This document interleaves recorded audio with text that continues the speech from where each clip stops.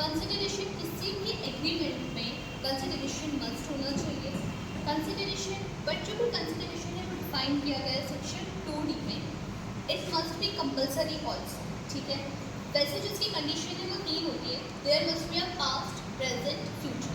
कैसे? For example हम समझते हैं, बाई चांस अगर हमारा जैसे मेरा कोई फ़ोन वो वैसे 50,000 का है, बट इफ़ आई वॉन्ट मैं सामने वाले को वही फ़ोन 20,000 में देना चाहती हूँ, ठीक है, और सामने वाला उसको 20,000 में एक्सेप्ट कर रहा है, इंस्टेड कि वो जो फ़ोन है वो 50,000 का है, बट इसमें मेरा कंसिडरेशन है कहीं ना कहीं एक तरीके से मर्जी समझ सकते, मेरी मर्जी है कि मैं उस फ़ोन को 20,000 में सेल आउट कर रही हूँ और सामने वाला जो पार्टी है वो उसको एक्सेप्ट कर रहा है 20,000 में, क्योंकि और लेकिन ये वॉलंटरी होना चाहिए, इसमें भी कोई आपको प्रेशर नहीं होना चाहिए एक तरीके से, बिकॉज कोई पास्ट में ये ना कहे कि आपने 50,000 में वो फ़ोन सेल कर सकते थे, स्टिल आपने 20,000 का सेल किया।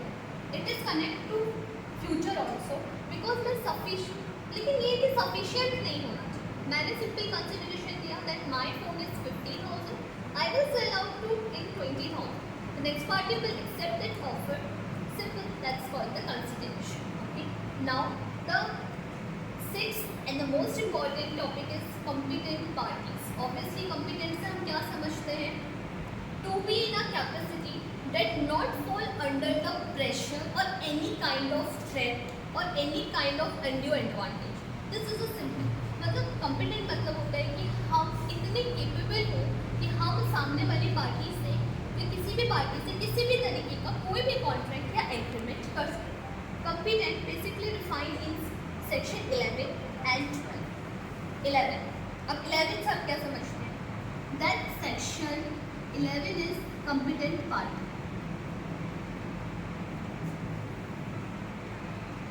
इसकी 3 कंडीशन है। एटलीस्ट आपने इंडियन मैजोरिटी एक्ट के बारे में तो सुना ही होगा। जो भी कंपीटेंट पार्टी है एटलीस्ट उसको 18 साल का होना चाहिए। He must be attain the age of 18 and उसको एटलीस्ट साउंड माइंड होना चाहिए। साउंड माइंड की ऐसा ना हो कि वो unsound mind. Section 12 deals with unsound mind. Unsound means like एक तरीके की ऐसी कंडीशन जिसमें जो पर्सन होता है वो इस कैपेसिटी में नहीं है कि वो अपना कंसेंट दे पाए कि हाँ हम इसको करने के लिए जो भी है कॉन्ट्रैक्ट या एग्रीमेंट है हम उसे करने के लिए तैयार हैं। That's called the unsound. So basically अगर हम देखें जो कॉम्पिटेंट पार्टी है वो एटलीस्ट 18 ईयर्स का होना चाहिए। This is 18 years. ये कंपलसरी है जो कि इंडियन मैच्योरिटी एक्ट के तहत भी गवर्न होगा एंड एटलीस्ट उसको अनसाउंड माइंड भी नहीं होना चाहिए, बिकॉज अगर वो अनसाउंड माइंड रहेगा तो वो अपना कंसेंट कैसे रहेगा? तो जो भी एग्रीमेंट अगर वो अनसाउंड माइंड के थ्रू करेगा दैट इज वॉइड।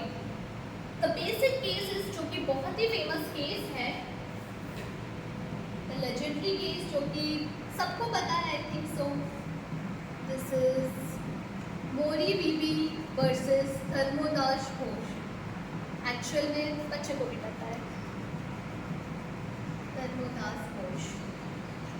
इसमें कहा गया है जो भी एग्रीमेंट होगा वो होगा वॉइड एब इनिशियो, यानी जो भी संविदा होगी वो शुरू से ही शून्य होगी।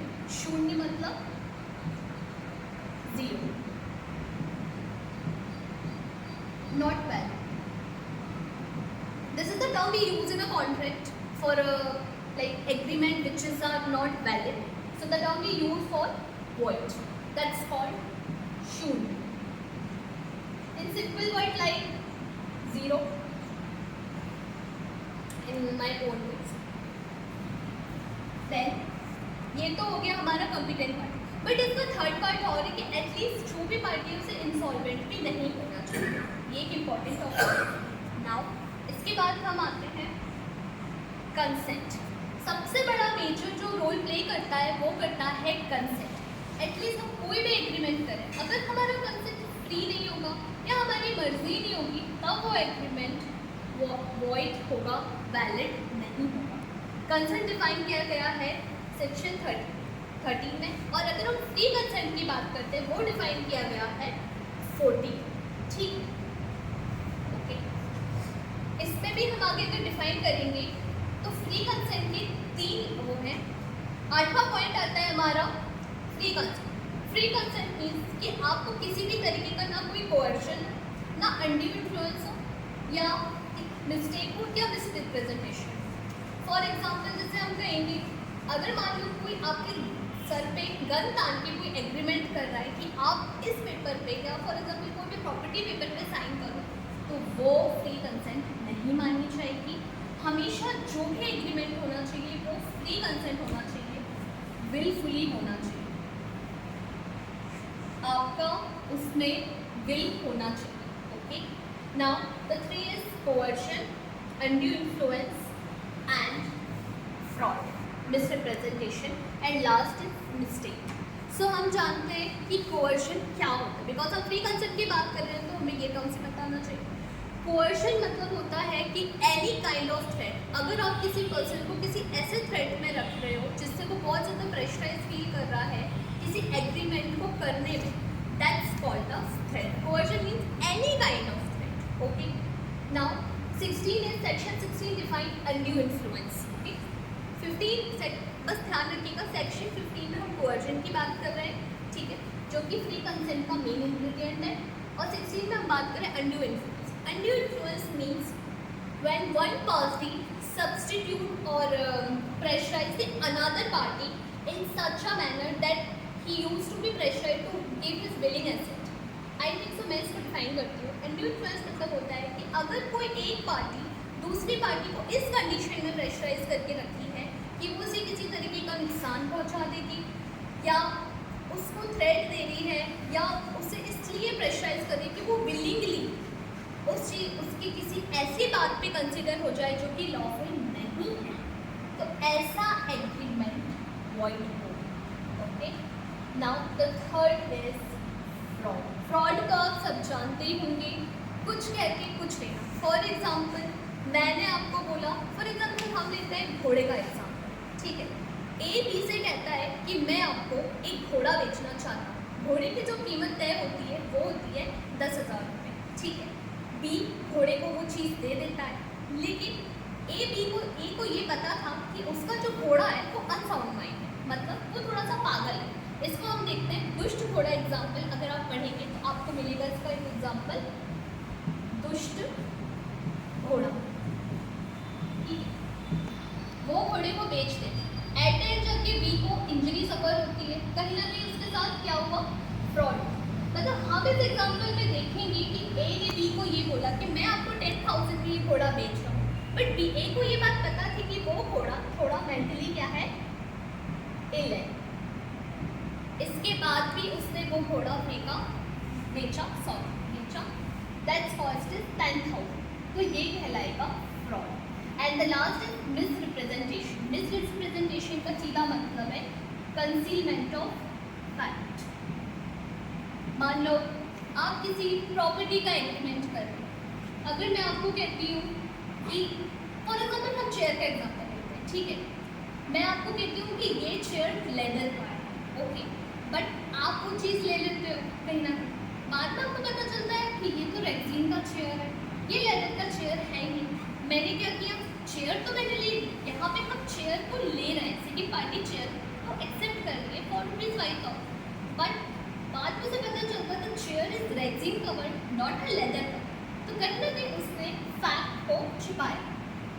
मिसरिप्रेजेंटेशन मतलब सीधे होता है concealment of fact. And at last in section 19, 20, 21 this is a mistake. अगर किसी पार्टी के ऑप्शन पर कोई मिस्टेक होती है तो वो कहलाएगी वॉइडेड। सो बेसिकली आज हमने इतना पढ़ा, this is the main ingredients जिससे हमें पता चलता है कि कॉन्ट्रैक्ट किस तरीके से होता है और एक वैलिड कॉन्ट्रैक्ट के लिए क्या साइन या क्या पॉइंट्स इंपॉर्टेंट है। ठीक, एक चीज़ मैं और बताना चाहूँगी, किसी भी एग्रीमेंट को अगर आपको पता करना है कि वेदर इज अ कॉन्ट्रैक्ट और नॉट, इसमें दो चीज़ें और हैं, दिस इज लॉफुल कंसिडरेशन और कम से कम वो एनफोर्सेबल बाय लॉ होना चाहिए। अब and second is lawful object होना चाहिए and not enforceable by law. Lawful object की अगर हम बात करें, सीधी बात है, मैं ए कह रहा है बी से कि मैं तुम्हें 10 लाख रुपए दूंगा, तुम जाके सी का मर्डर करो। यहाँ पे ऑब्जेक्ट क्या है? 10 लाख रुपए तो ठीक है आप दे दो, बट जो ऑब्जेक्ट है इट इज इलीगल।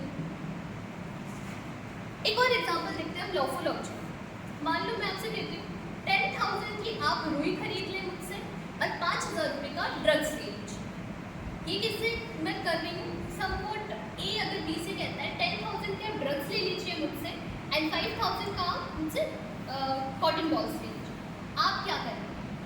सीधी सी बात है, 10,000 का ड्रग्स नहीं लेंगे बट 5,000 की कॉटन बॉल्स आप परचेज करेंगे। तो दिस इज पार्शियली legal.